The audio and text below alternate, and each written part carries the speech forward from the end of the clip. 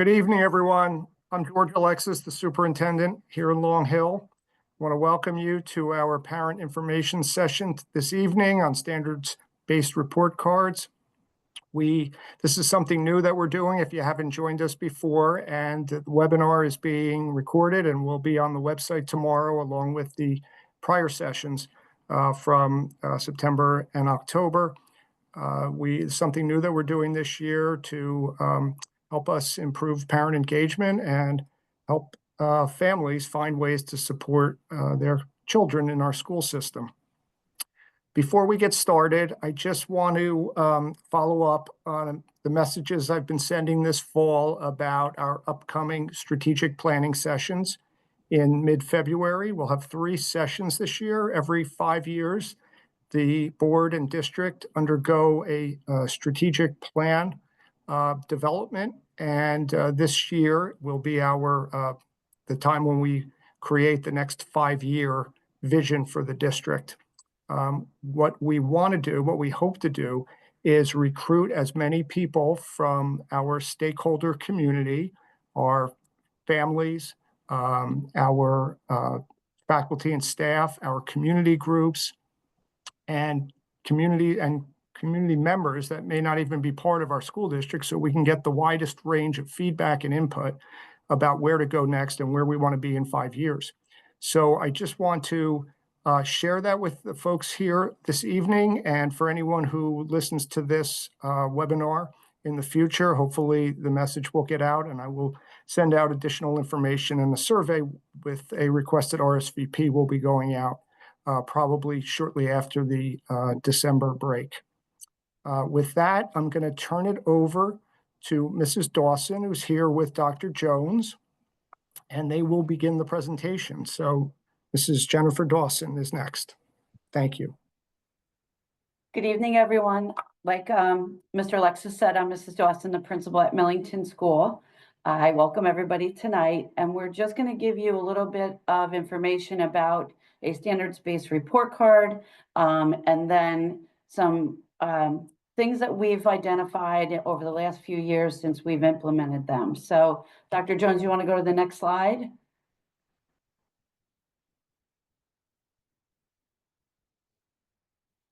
All right, standards-based report cards evaluate students based on their progress towards meeting specific academic standards rather than just a letter grade. And I'll get a little bit more into what that means.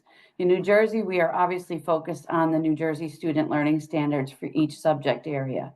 And the key focus for our teachers and instruction in the classroom, we look at skills and knowledge the student has mastered, areas where the student may need further support, and clear alignment with the learning goals. So we have had standards-based report cards. We're in year 3 of that. When we implemented them, many districts around us, sending districts, all were using standards-based report cards. So we formulated committees, grade level committees of teachers. We looked at many different examples, identified the best template that we thought was user-friendly for teachers and parents, focused on the standards. So some of the things that we found over the last few years, which we needed to kind of adjust and have ongoing conversations, were between different grade levels. So between grades 1 and 2, we found we had a couple of things to kind of look at and work on. And we audited those report cards. We brought our committees back.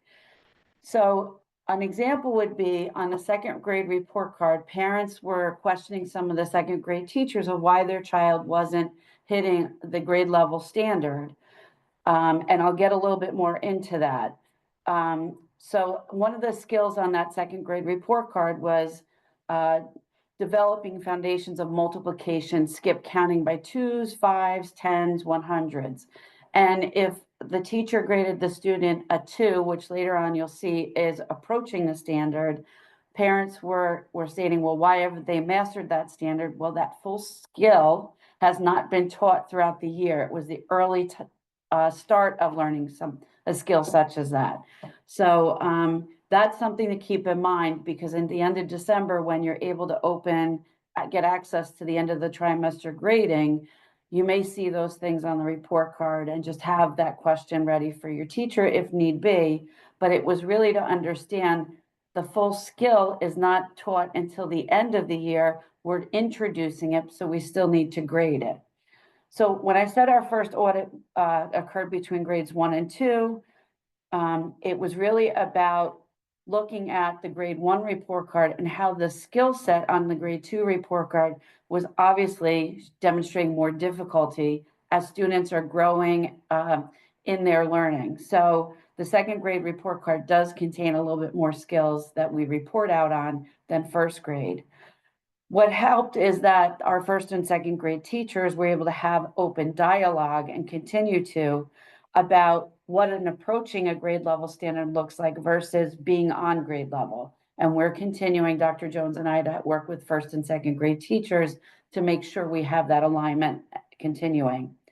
Then we looked at grades 3 and 4 report cards because we test the NJSLA tests in those grade levels. That's the state test for any parents who maybe don't have students 3rd grade and up.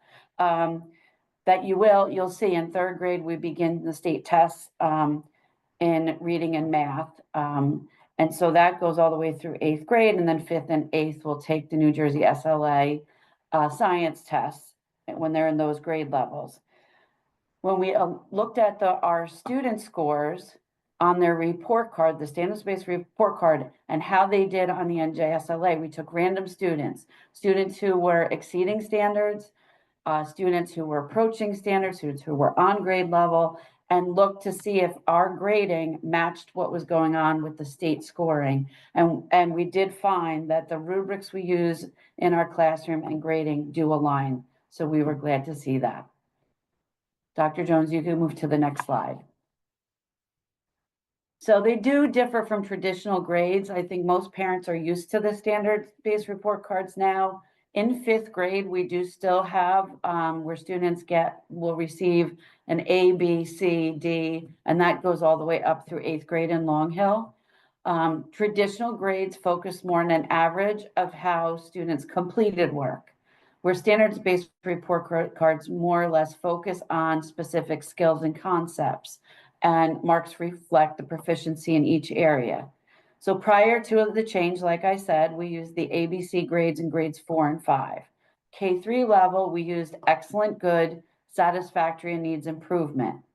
Standards-based report card focuses on actual data of students' learning when assessed on the standards.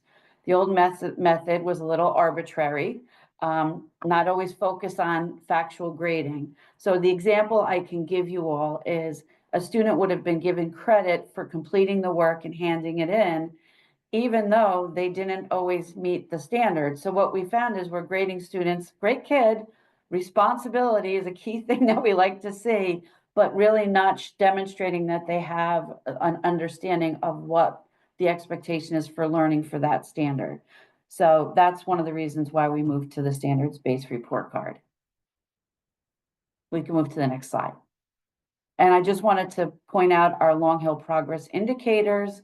On our standards-based report cards, ES indicates exceeds standards, 3, a score of 3, achieves standard, 2, approaching the standard, 1, not meeting, NA, not applicable. And that comes up. There are a lot of skills that we don't even get to until the 2nd or 3rd trimester. So on the report card, you might see NA because we haven't taught that skill yet. And so we'll score that later on in the year. The comment section of the report card allows the teachers to provide feedback on some of the skills needing support and areas of practice, or even communicate out the student is doing very well in that specific skill. And all of these progress indicators align with the NJSLA test. I just want to bring up, when you see the report card, there are other scores on the back page. We have scoring on something that's called behaviors that support student learning. They focus pretty much on your work skills. So works cooperatively with others, works independently, seeks help when needs it, organizes material, etc. There's also an area called social competencies.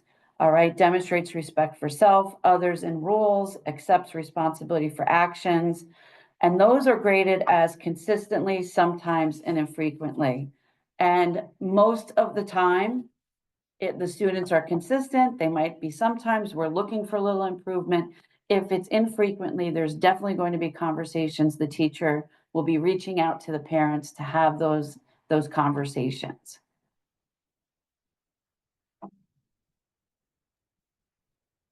Okay, thank you, Mrs. Dawson. So as she was saying, we did an audit between grade levels and we saw the most, I guess, concerns the teachers had amongst grades 1 and 2 and the jump from the first grade report card to the second grade report card. So the focus of grades 1 and 2 are the foundational are the foundation and the basic skills of the concepts being taught. So for reading, it's letter sounds, word recognition, basic comprehension. For math, it's number sense, basic operations, addition, subtraction. Writing, it's sentence formation, vocab, and basic punctuation. And then we have social skills, which are following directions, the cooperation, some of what Mrs. Dawson was saying before about communication and just being a good student following the rules. So those are the basis of the overview of what we found to be the focal point. And then some of the key differences from talking with the teachers over the last 3 years that we've implemented this is how it looks differently on each report card. And it's a little bit about what Mrs. Dawson was saying. So an emphasis on developing the skills, the progress indicators, so parents see how their children progress from the early stages with specific feedback, and then how they progress toward the final stages in the certain content that they're being tested on, and then some frequent updates. And I'll give you an example on just the difference really in the language on the report card. So for reading and literature, grade 1 may say, recognize and read high frequency words, where that same standard is mirrored in second grade, but it will say read fluently with expression and accuracy. And what we've noticed is fluency comes up a lot between the first and the second grade. And fluency really means the ability to read with accuracy, speed, comprehension, and putting that towards a deep understanding to the content being taught. An example for a writing would be for first grade, writing a complete sentence with proper punctuation, for example, capital letters and periods, where you take a similar standard and it's writing a clear and detailed sentence with the proper punctuation. So it just takes the standard and asks for a little bit more. An example for math, a first grade one would be understanding and using basic addition and subtraction facts up to 20, whereas second grade, it's adding, subtracting numbers up to 100, again, with fluency. That's that keyword. For science, we have, for an example for first grade, is observing and describing weather and seasons. And second grade, it takes it a step further, investigating the properties of matter, solids, and liquids. So it, again, takes it a little bit step further. And then social studies, we noticed for first grade is recognizing, understanding the concept and recognizing the role of community helpers. And in second grade, it's learning about historical figures and events that shaped our community or our country. And I'm going to click here for you to see an example of a first grade report card.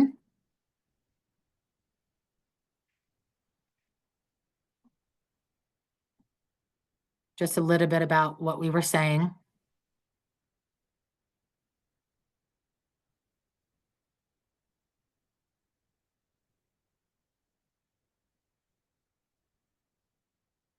And this is the comment section that Mrs. Dawson brought up. And then a second grade report card is right here.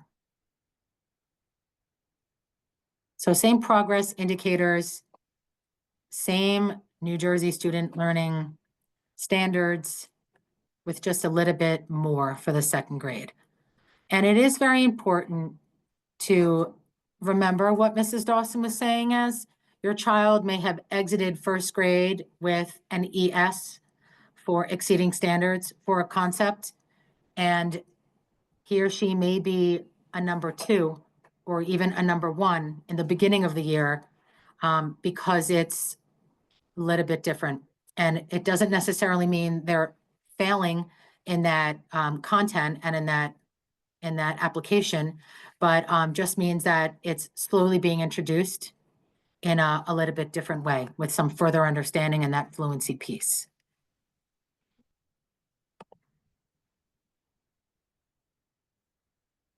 Okay, how to use the report card in grades K through 4 is really, as a parent, looking at those foundational skills in literacy and math.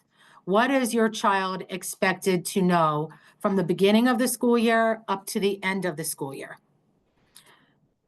Are you celebrating small improvements and areas of progress at home? So pick out and really dissect the report card with your child, not only the academic piece, but the social emotional piece, how he or she is doing in the specials, which are also important because in the special classes, they also include higher level thinking questions, problem solving, working together. So those are also very important subjects to keep an eye out to celebrate small improvements. Also, please feel free to talk with your teachers about how to support your child in specific skills. So we all just had parent-teacher conference recently, and I'm sure teachers gave some ideas on how you can better support your child at home. So making sure that you keep in communication with your child's teacher on different ways to support your child. Practice areas that need improvement at home, and an excellent way to do that is through iReady.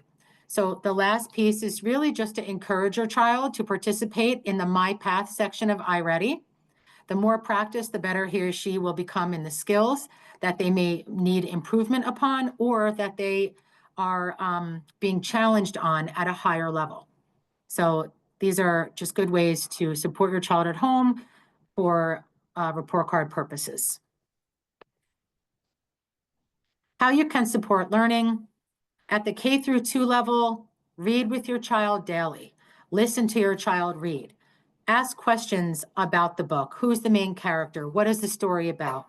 So that it's not just remote reading or rote reading and it's memorization, which is a piece of how to learn to read, but we really want to teach children how to read and how to express what they have read, how they can reflect on their reading, how they can tie in what they're reading into real life experiences. So reading with your child daily, listening to your child read daily is a great way to practice this and to support them at home. Practice basic math facts, addition and subtraction. As you know from the report cards we showed, in first grade, it goes up to 20. And in second grade, it goes all the way up to 100. So really just practicing those math facts. It could be on flashcards. It could be on Kahoot or Quizlet or other resources that are posted on the teacher's Google Classroom or that teacher sent home through our curricular programs. And then encourage writing simple sentences and spelling practice. So do you have a weekend journal? Or do you have something that you can hang on the refrigerator on how was your day at school? Or write down one sentence that tells me what you did at school today. And help them practice for spelling words.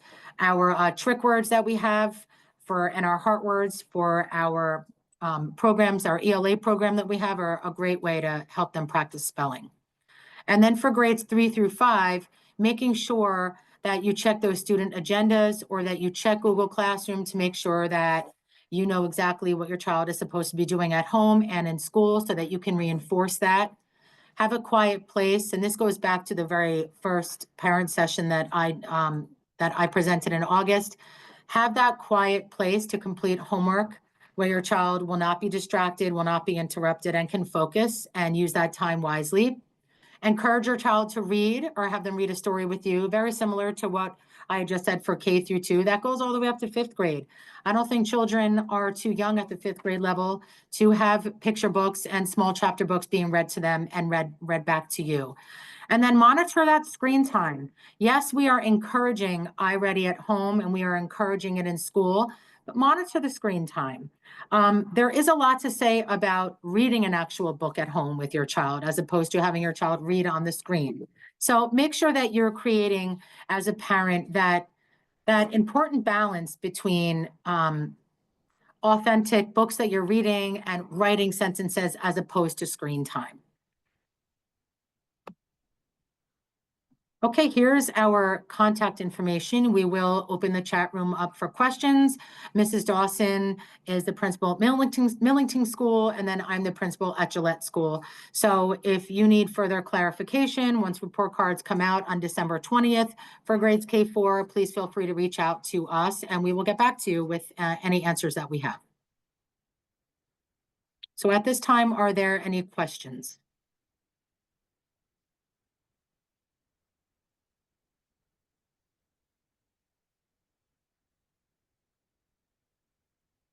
Okay.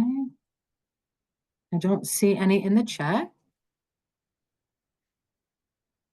We can wait another minute in case anybody's in the middle of typing.